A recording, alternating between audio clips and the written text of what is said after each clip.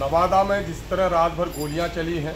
गरीबों के घर जलाए गए हैं, गरीबों के घर उजाड़े गए हैं, दलितों के इज्जत और आबरू के साथ खिलवाड़ हुआ है, ये दरअसल बिहार के नीतीश कुमार के कुशासन की सबसे बड़ी नज़ीर है। लॉ एंड ऑर्डर चुस्त और दुरुस्त रखने का दावा करने वाले वज़ीर आला को कौम के सामने में माफ़ी मांगनी चाहिए कि उनके राज्य में दलितों की इज्जत आबरू, उनका घर मकान जान सलामत नहीं है और जो कुछ वहाँ है उससे राज्य का सर शर्म से झुक गया है। और यही वजह है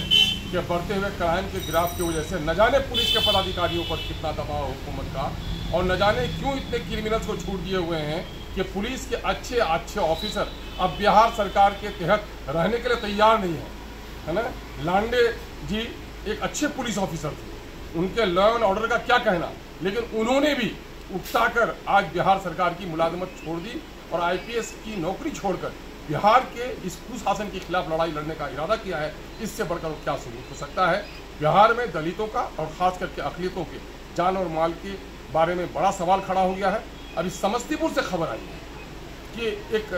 16 साल की लड़की और उसका लगता है ऐसा उसके जिस्म से कि उसके जिस्म को काटा गया है, नोचा गया है, उसके साथ लगता है कि बलात्कार हुआ है। लेकिन पुलिस आखिर क्यों मैनेज है कि जल्दबाजी में आज के दिन में जो साइंस वाला है, फॉरेंसिक डिपार्टमेंट के लोगों को आना चाहिए था, फॉरेंसिक के लोगों को, और उसके बाद देखना चाहिए था कि इनके हाथ के निशान हैं कैसे है। जल्दी में उसका पोस्टमार्टम कराया जा रहा है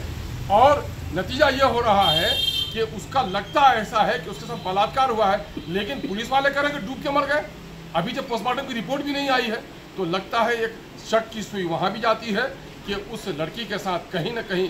अनहोनी हुई है और उसके जो माता पिता हैं, परिवार के लोग जो इंसाफ मांगने के लिए आए, पुलिस दमनकारी नीति करती है, उस पर डंडे चलाती है। क्या इस मुल्क में इज्जत और आबरू के साथ जीना और इज्जत और आबरू की लड़ाई लड़ना भी पाप हो गया है? यकीनन है कि नीतीश कुमार जी के राज में ये सारे नंगे नाच हो रहे हैं। जनता को इसके खिलाफ उठना चाहिए। एमआईएम सरकार की निंदा करती है, इन तमाम दोनों मामले में उचित कार्रवाई करने की मुतालबा करती है और जिन पुलिस अहलकारों की लापरवाही के नतीजे में, साजिश के नतीजे में ये सारे घृणित मामला हो रहे हैं, उसको नौकरी से मुअत्तल करने का ये मुतालबा करती है।